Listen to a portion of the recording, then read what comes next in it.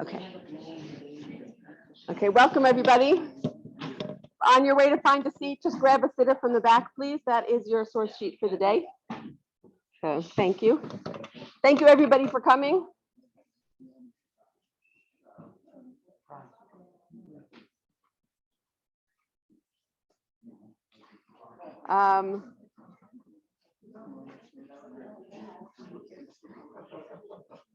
Welcome to the third series, part of this Tefillah series in memory of Dr. Dodi Tobin.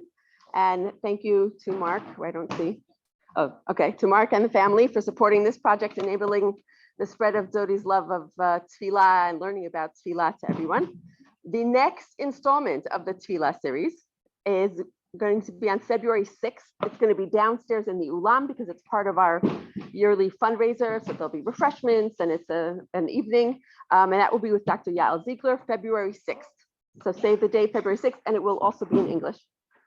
We're going to do some in Hebrew, some in English. You know, we're going to get all different flavors.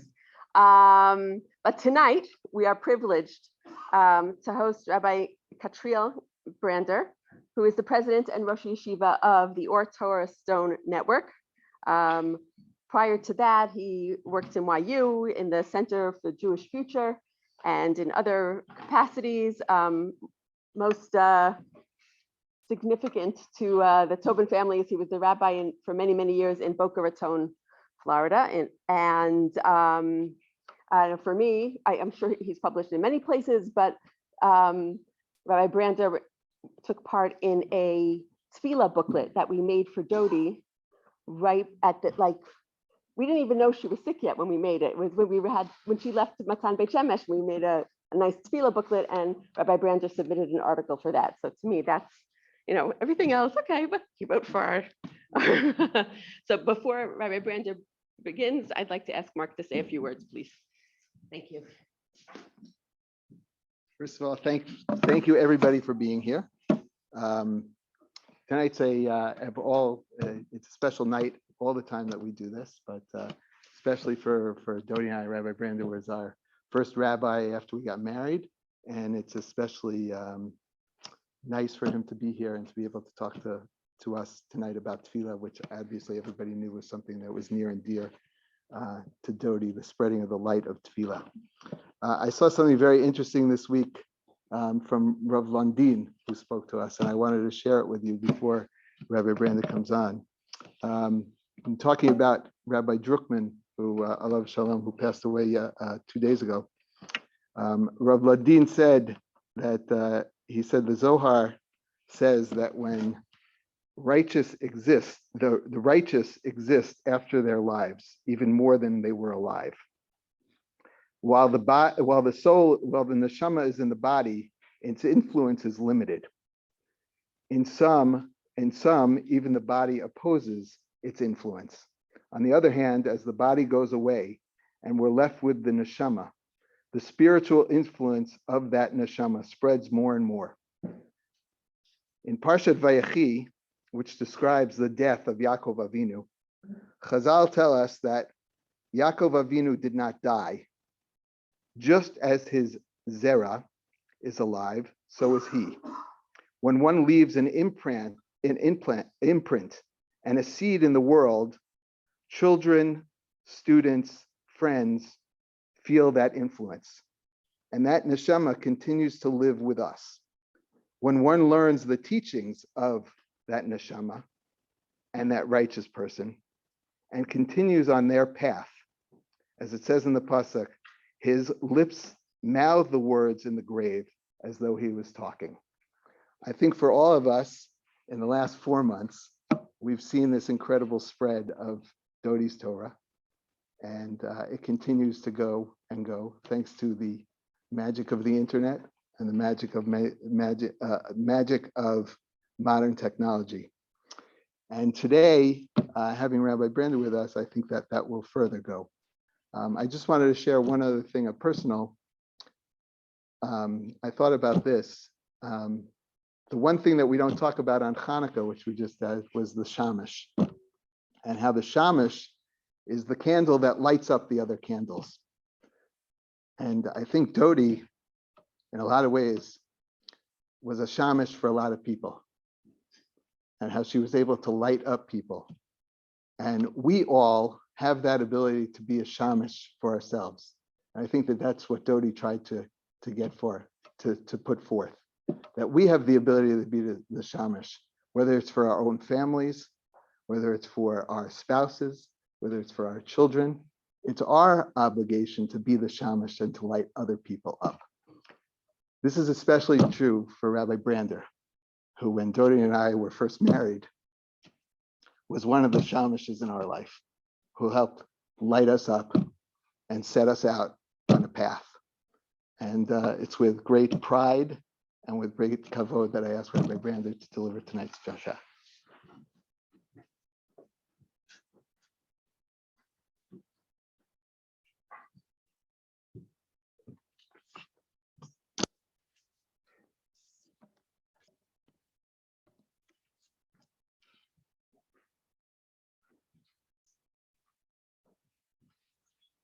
Oh.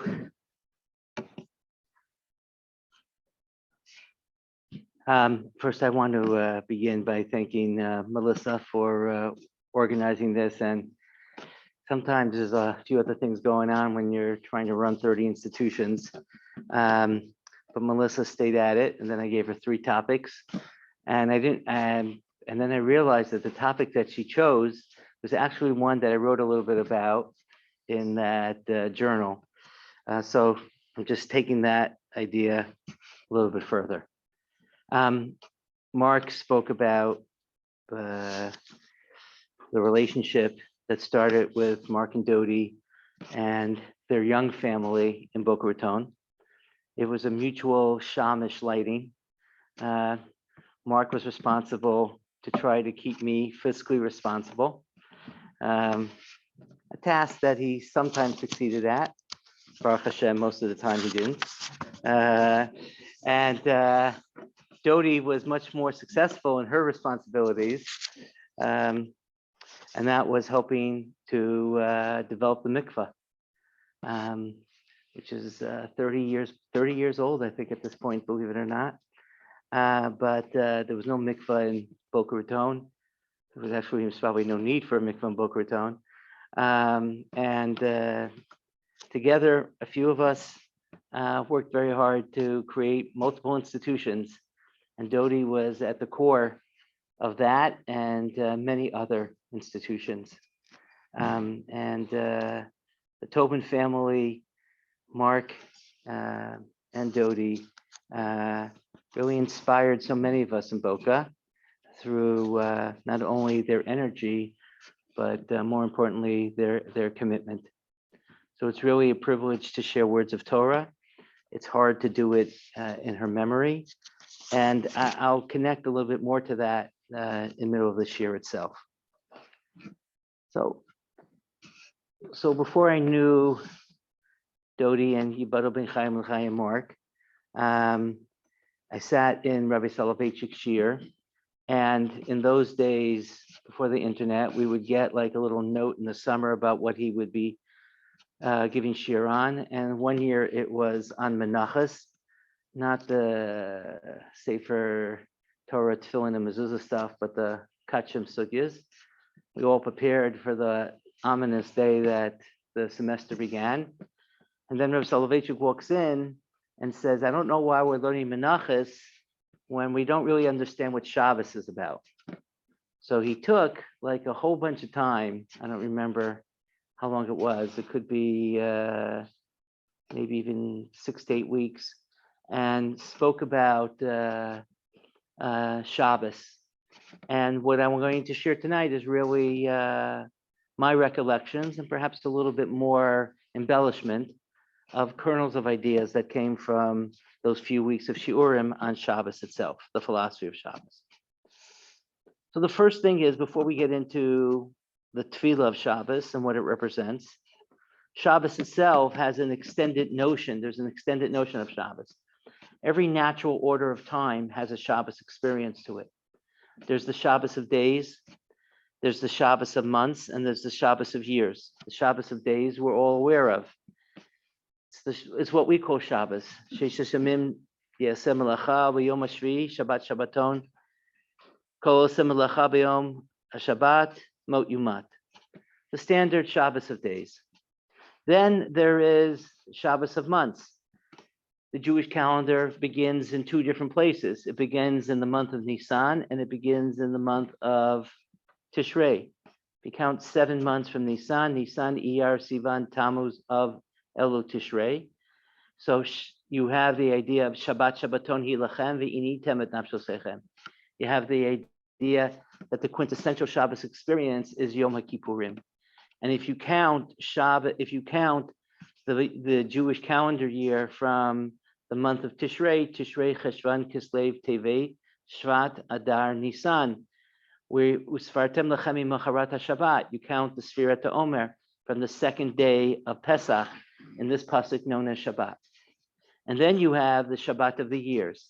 Every natural order of time has a Shabbos experience. Shabbat, the idea of Uvashana HaShvi'it, Shabbat Shabbaton Yiyeh La'aretz.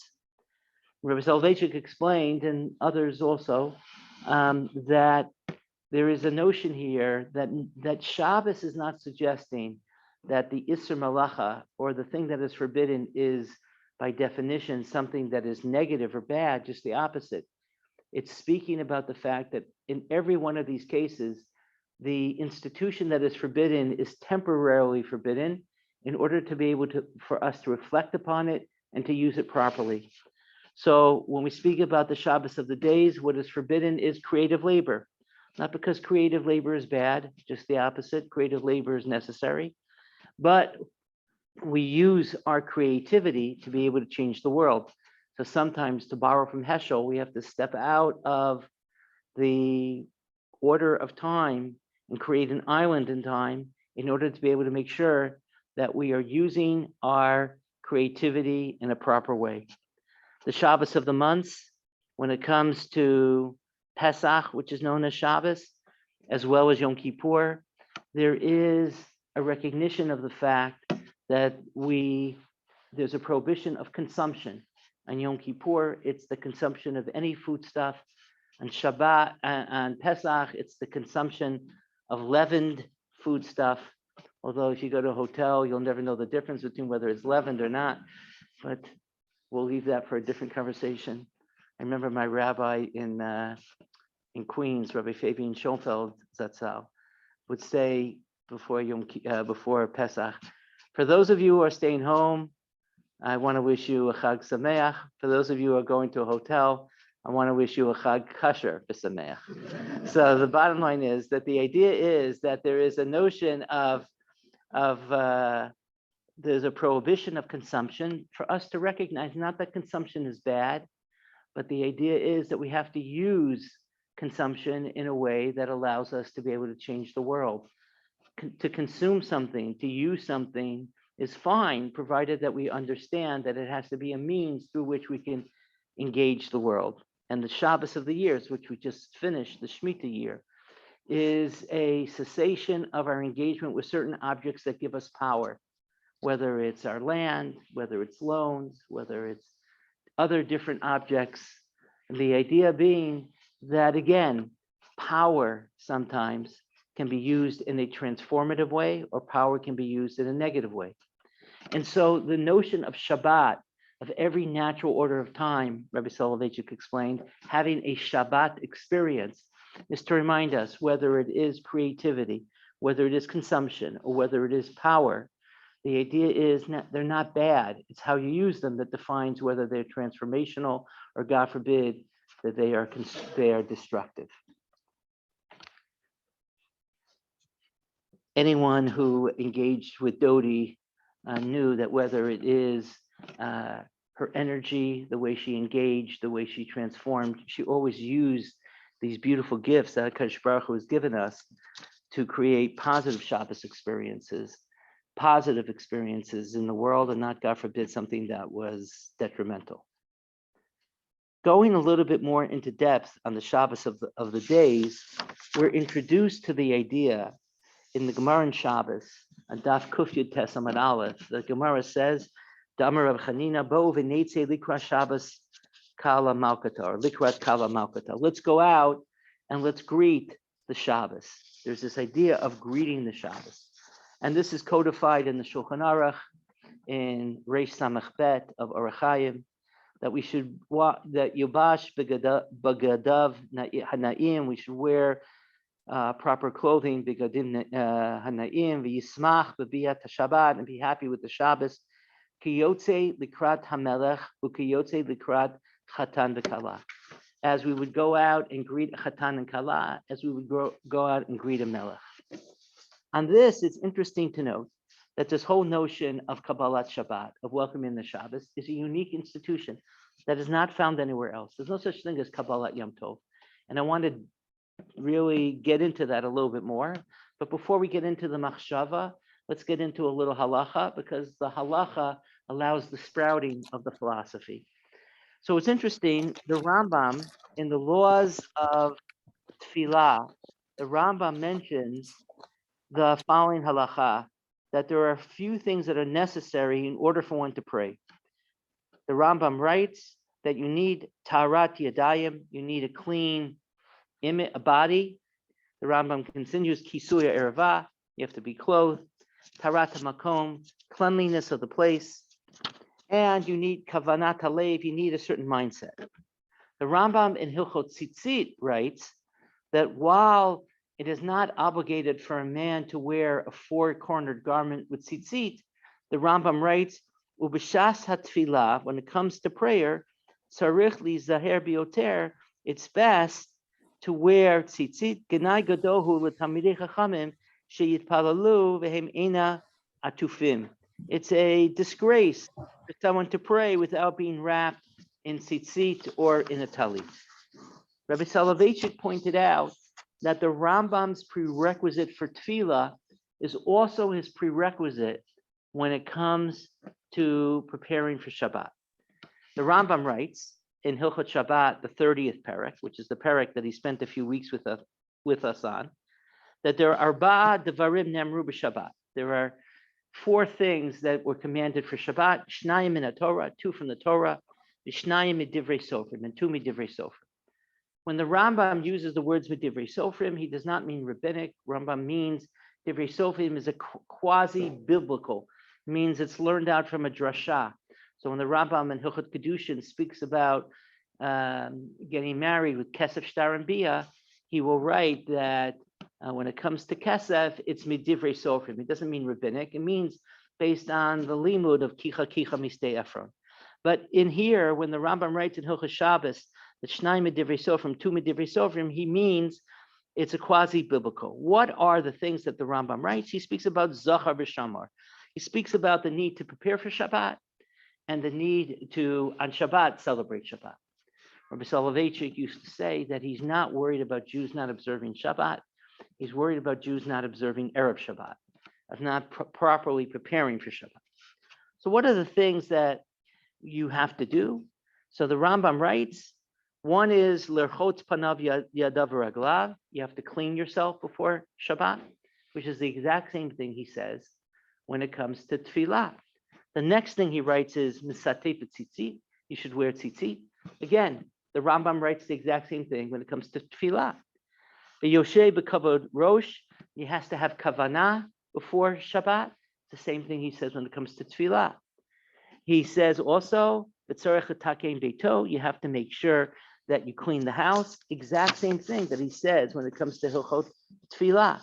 So the idea the Rabbi Soloveitchik asked is, why does the Rambam totally cut and paste the halachot of preparing for Tefillah with the halachot of preparing for Shabbat? Why are they exactly the same? And he explained that the idea here is that they both celebrate the notion of creating a rendezvous with God. They're both about a rendezvous with God. Tefillah, the rendezvous, depending on which minyan you daven at, could be anywhere between 5 minutes and 45 minutes, or it could be, but Shabbos is a 25-hour romantic rendezvous with God. And that's what it's all about. And therefore, since they're both about creating a rendezvous with God, which again, one of the reasons why I gave this as one of the 3 topics is what Dodi tried to create not only in the life of her family and also in her own life, rendezvous with God, but what she tried to do by inspiring so many of us. is the idea that Shabbos and Tefillah is really the same thing. There are ways in which we can try to connect to HaKadosh Baruch Hu. But there's an interesting thing when it comes to Shabbat and the Tefillah of Shabbat, which is unique. And that is that there is this notion of Kabbalah Shabbos. There's no such thing as Kabbalat Pesach, right? There's no Kabbalat Shavuot. There's no Kabbalat Rosh Hashanah. You want to call Kod Nidre maybe Kabbalat Yom Kippurim. Okay, but Yom Kippurim is a Shabbos experience. There's no such thing as any Chag having a Kabbalat experience, right? You ever wonder why Shabbos has a Kabbalat Shabbat, but there's no such thing as Kabbalat Yom Tov? Not only that, there are no Zmirot for Yom Tov, right? You know, We Want Mashiach Now was not written by the Kabbalists, right? Despite the person who wrote it thinking he may be a Kabbalist, but it wasn't written, by the Kabbalists. There's no songs for the Chagim. There are songs for Shabbat, right? There are all these songs that we have from the Balei Kabbalah. Why is that? Why are there no songs for Yom Tov? Why are there no songs for Shavuot, or no songs for Rosh Hashanah, or no songs for Pesach? Okay, you have the Haggadah, but it's not songs that were specifically designated. But Shabbat has songs for Friday night, and there are songs for Shabbos morning, and there are songs for Shabbos afternoon, Sudat Shlishit. And if you do a morning song at night, can you do that? Whatever. But the bottom line is there's no songs for any of the Chagim. And not only that, not only is there no Kabbalat Yom Tov, we actually see that Kabbalah Shabbos is more than that. It's a real tefillah. It's a different cheps of a tefillah. It's a different type of tefillah. And how do we know that? Let's talk about that. How do we know that it's a different type of tefillah? First of all, it can be led by a young man who's below bar mitzvah. It doesn't need to be led by somebody who's above bar mitzvah. That itself highlights the fact that it's a unique type of tefillah. What else do we know about Kabbalah Shabbos that makes it unique from any other night service? Ma'ariv service? Anyone? What? No brachot, only Tehillim. All right, but you have a Ma'ariv afterwards, but okay. In this shul, where do they daven? Yeah? Kabbalat Shabbat is here, and Ma'ariv is over there, right? It's in a different location, right? And that's what the minhag is in most places, not to daven Kabbalat Shabbat in the same location as you daven Ma'ariv. To highlight again, it's a different tefillah. What else? There's one other thing that the Friday night service has that no other night service has. No. First Halach and Shulchan Aruch. And that is it has Chazar Sashatz. It has a repetition. It's a Me'ain Sheva. It's a short repetition. But the halacha says in Shulchan Aruch that if you forget to say the Friday night service and you walk in at the end of davening and you hear Magei Avot, the whole thing, you're Yotze with Magei Avot. It is Chazaras Hashatz. You're Yotze. So, or if a person can't pray the service himself, or he or she hears Magei Avot, the whole thing from the brachas through the whole thing, you're Yotze. So in other words, Friday night has a Kabbalah Shabbos, has a Chazaras Hashatz. No other night has a Chazaras Hashatz. It again is accentuating the idea that this Kabbalah Shabbos service, the fact that it's recited in a different location, that the person who is the Chazan does not have to be bar mitzvah, the fact that it has a repetition to it is accentuating the fact that it's different. Why are there these differences? Why is there this difference? Why is it that there's Kabbalah Shabbos and no such thing as Kabbalah Yantif? Why is there Zmirot for Shabbat and no such thing as Zmirot for Yantif? And why is it that not only do we have a Kabbalah Shabbos, but in order to give it an additional level of chashivus, of importance, it has a Chazaras Hashatz component to it? I believe the answer to that question is the fact that the theater of experience, it's hard for me to stay in one place and not move around when I teach, but I can't move around, right? Right. The theater of experience, right? The theater of experience is different. On Yontif, the theater of experience is that we are God's guests. The theater of experience is the Beit HaMikdash, right? The Karbonot of Pesach, or the Achila of the Karban Pesach, the Sukkot experience, the Pesach experience, the Shavuot experience. The theater of experience is in the Beit HaMikdash. God is the host, we are the guests. But on Shabbos, God is the guest, we're the hosts. HaKadosh Baruch Hu comes into our house. Shalom Aleichem, Malachei HaSharet, Malachei Elyon.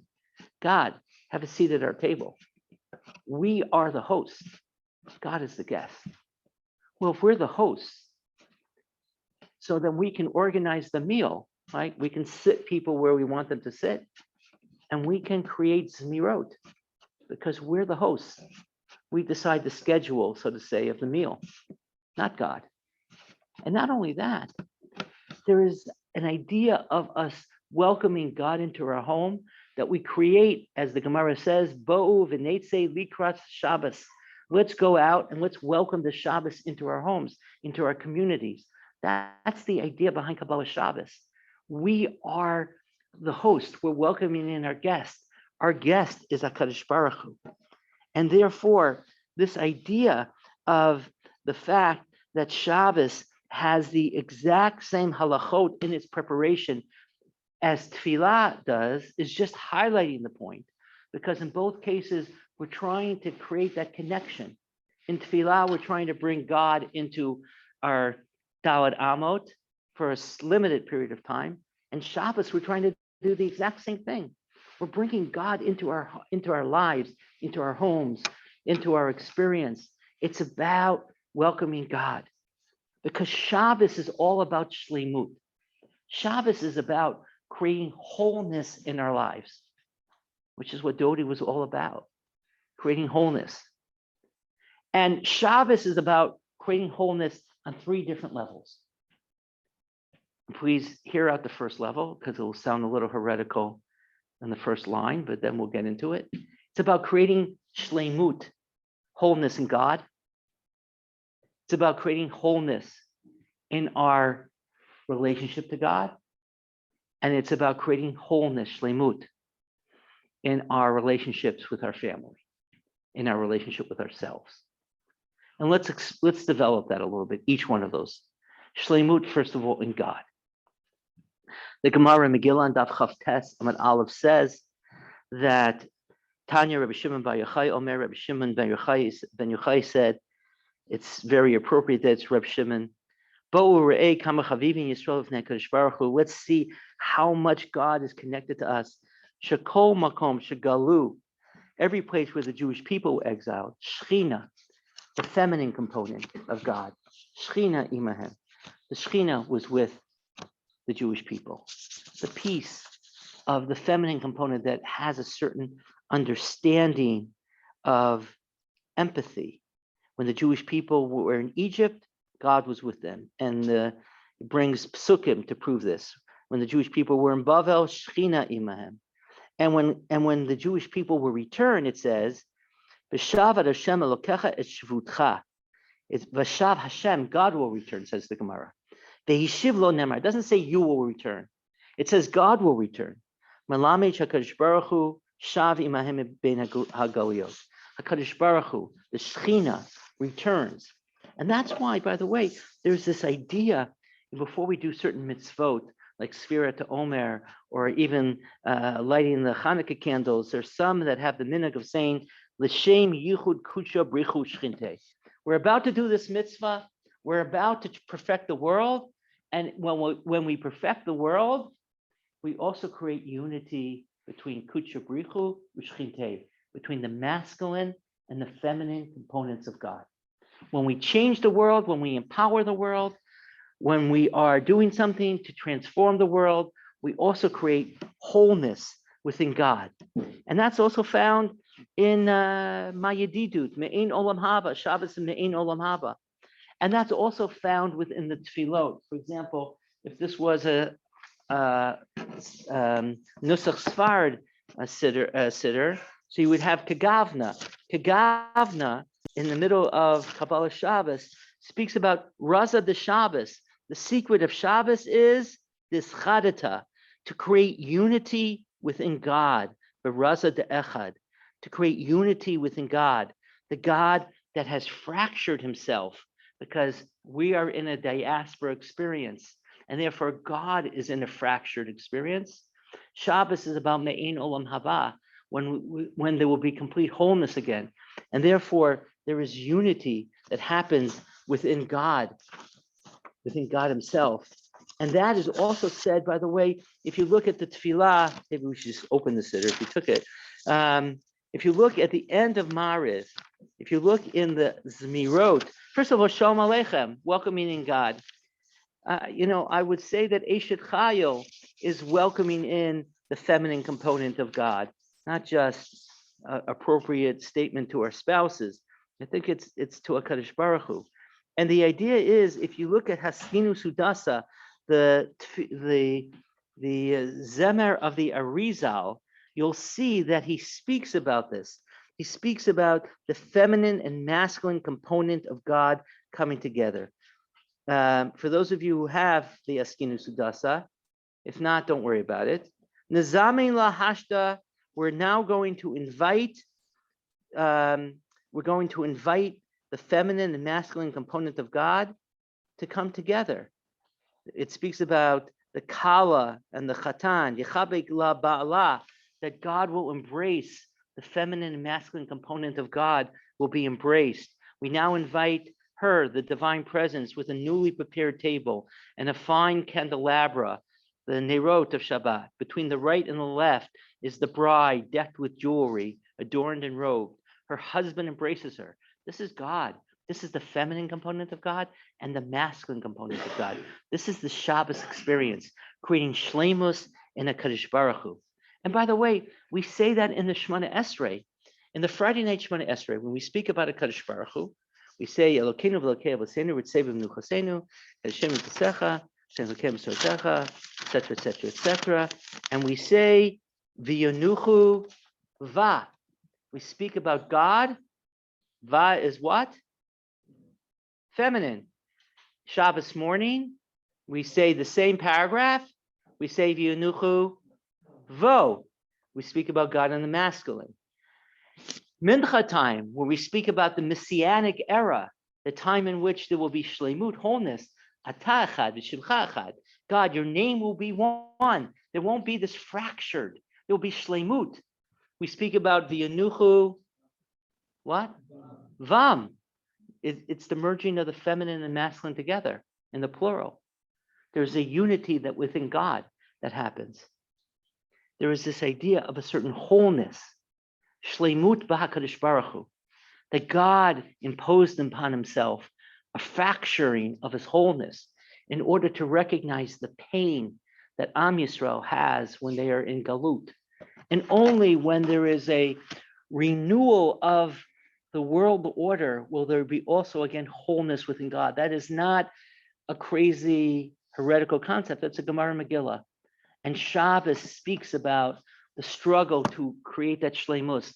That's what is found in the Zmirot of Shabbat that the Arizal wrote. That's what's found in the Tefillot of Shabbat.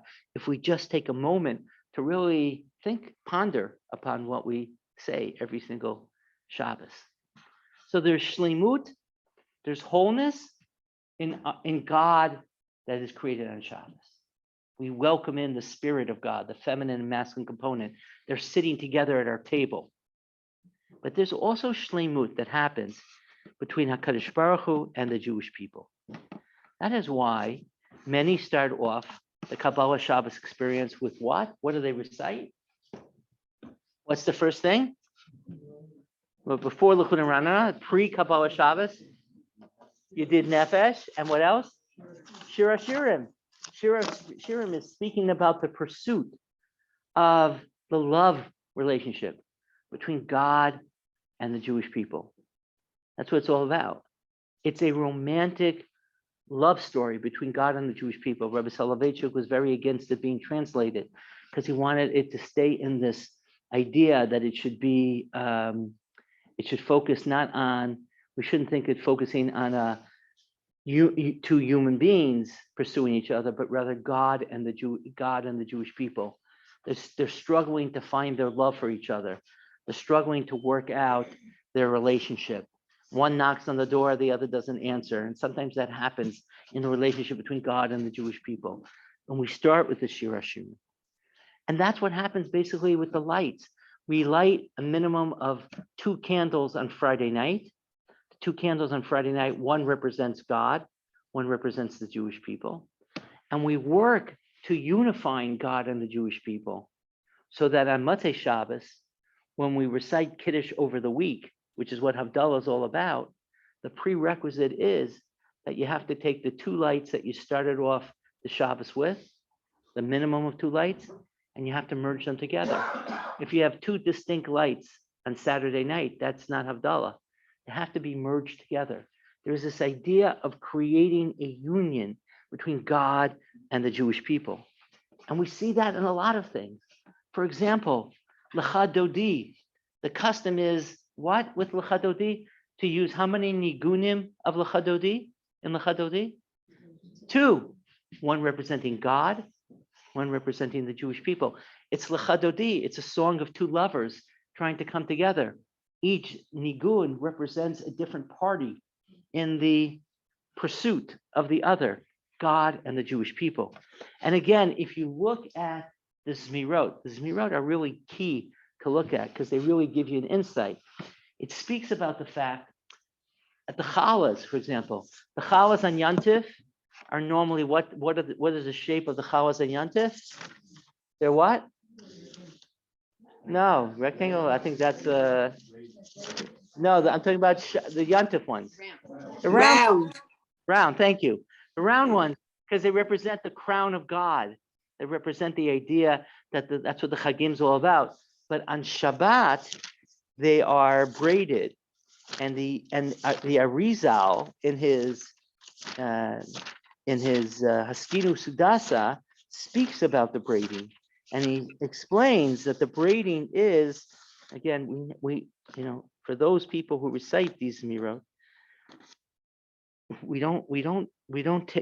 just recite them. So it says, Shchinta titater, may the divine presence be crowned, Bishit na'amei listar, with the 6 loaves on each side, Bivavim titkatar, they should be like vavim, they should be like a vav. They're braided like a vav. They look like a vav. Because what's a vav do? A vav is about connecting. It's the idea that the challahs, the 2 challahs, are representing the idea of connecting God and the Jewish people. We put the challahs together when we make the bracha over them. That's not just a nice thing, that's a halacha. And on Friday night, you're supposed to cut one. On Shabbos morning, you're supposed to cut the other, top or bottom. But the idea here is that they're vavim, they're connectors. The idea is they represent God and the Jewish people coming together. There are all these symbols that are found in the Tefillot, whether it's the 2 nigunim of Lecha Dodi, or whether it's Shir Hashirim, or whether it's starting with 2 unique lights and merging them together into 1 light, or whether it's the 2 tunes of Lecha Dodi, or braiding the challahs versus the crown challahs. The idea is that the message behind Shabbat is shleimut, not just in God, but shleimut also in our relationship between God and the Jewish people. And that also was something that Dodi totally celebrated, whether it was as a mental health professional. I remember the days when she was going for that degree and when she achieved that degree and the work that she did to help people as a mental health professional and really as a mechanechet par excellence. It was about creating a romantic rendezvous between individuals and then the relationship with God. Shleimut. Shleimut in HaKadosh Baruch Hu, by having a place for God in this world through people.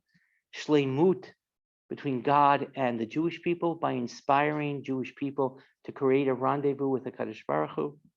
And finally, the message of Shabbat is also about shleimut of family and of trying to work on making sure our families are whole. That's why when it comes to, if you only have money for Neirot Shabbat or Neirot Chanukah, Neirot Shabbat have precedence. That's why the Gemara speaks about the idea of making sure that we find time for our families to spend time together on Shabbat, because there is this idea of shleimut of family, this idea of shleimut of self, the idea of trying to work on these things. Shabbat is about all of these three things. It's about the capacity to be able to work on our own wholeness, to be able to make sure that our families are as whole as possible. All of our families go through different things. Sometimes the only time that we have time together with our family is on Shabbat. Shabbat is about the capacity for us not just to work on wholeness in God, not just to work on wholeness between God and the Jewish people, but also to work on wholeness within our families itself. It's a critical thing. Wholeness within our children, wholeness within our grandchildren, wholeness within our parents, whatever types of family structures we have, to work on that shleimut. That's what Shabbos is all about. That's what the Tefillot or Shabbos speak about. It's focusing on that wholeness.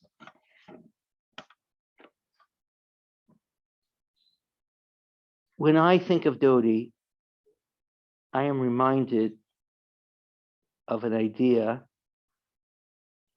that I heard from Rabbi Soloveitchik, and he wrote about the Rebbitzin of Talna. You have to understand something about Rabbi Soloveitchik. Rabbi Soloveitchik, he was homeschooled for most of his life, right? He was homeschooled. He had a tutor in the beginning of his career as a student. He had a tutor when his father had the job in Chaslovich as the Rebbe. They had a tradition in Chaslovich, which was a Chabad town, for reasons that I don't want to get into now, that someone from Brisk would be the Rav. It has to do with Napoleon and other things of that nature. So his father was the rabbi there, and he had a malamed, he had a teacher. And one time, Rabbi Soloveitchik's mother, a Feinstein, realized that Rabbi Soloveitchik wasn't holding in the Gemara. She told her husband, Rabbi Moshe Soloveitchik, he didn't take what she had to say so seriously. So she wrote a letter to her father-in-law, Rav Chaim, to say that Beryl, that was Rabbi Soloveitchik's nickname, wasn't holding in the Gemara. I think he was like 6 years old at the time. He wasn't holding in the Gemara. So Rav Chaim came to town and gave Beryl a bechina in the to see if he was holding. And it turned out that Beryl didn't know anything that was going on in the Gemara. And Rav Chaim was very concerned. How could this be that his grandson doesn't know anything going on in the Gemara? It turned out that the Malamed, the Hasidic Malamed, they had a big Gemara open. So anytime Rav Moshe Soloveitchik would pass the classroom, he would see that the Gemaras were open. But inside the Gemara, there was a smaller Tanya. And Rabbi Soloveitchik was never learning the Gemara. The Malamed was teaching him Tanya. And so when Rav Moshe Soloveitchik figured out that he was actually not learning Gemara but Tanya and asked him to repeat the Tanya, Rabbi Soloveitchik actually recited the whole Tanya Baal Peh at 6 years old. And by the way, anyone who's ever read Rabbi Soloveitchik's works knows, whether it's Halachic Man or, more importantly, Ubikashta Misham, he's always quoting from Tanya. Rabbi Soloveitchik wrote a commentary, I think, on Tanya that's never yet been published. But the bottom line is, I remember Lubavitcher Rebbe saying they were having a conversation together where the Lubavitcher Rebbe said, or I don't remember who said what to who, but basically one said to the other, well, you know Tanya, and the other one said, but you know Chassid. But the bottom line is that, and then at that point in time, after they realized that they were trying to, baptize Rabbi Soloveitchik into knowing the Tanya, so There were no more such a thing as a malamed for him, and he learned with his father until he went to university. And he would speak about the fact that he learned with his father, and he had and there's a list of all the masechtas that he learned with his father. But I want you to I want you to hear these words of Rabbi Soloveitchik. Most of all, I learned that Judaism expresses itself not only in formal compliance with the law, but also in a living experience. She, meaning Rabbi Soloveitchik's mother, taught me that there is a flavor, a scent, and a warmth to mitzvot. I learned from her the most important thing in life, to feel the presence of the Almighty and the gentle pressure of his hand resting upon my frail shoulders. I want to say that again. I learned from my mother, the most important thing in life is to feel the presence of the Almighty and the gentle pressure of his hand resting upon my frail shoulders. Without her teachings, says Rabbi Soloveitchik, which quite often were transmitted to me in silence. This is a man who learned for 20 years with the person who changed Talmudic thought for the world. He writes, without her presence, I would have grown up a soulless being, dry and insensitive. The laws of Shabbos were passed on to me by my father, but Shabbos as a living entity was revealed by my mother. I would have grown up a soulless human being if not for my mother. She taught me how to feel God. Dodi Tobin taught me how to feel God. You can learn a lot of halacha. You can know the shas and poskim, but sometimes you have to still find a way to have a rendezvous with HaKadosh Baruch Hu. Kabbalat Shabbos is about that. Kabbalat Shabbos is about creating a relationship with HaKadosh Baruch Hu. It is the only tefillah of its type because we have the privilege of welcoming God into our homes. But more importantly than welcoming God into our homes, it's about welcoming God into our hearts. It's about welcoming God into our Weltanschauung, into our Gestalt. It's about transforming our lives because God is part of our lives. Because God doesn't only want it, he actually needs it.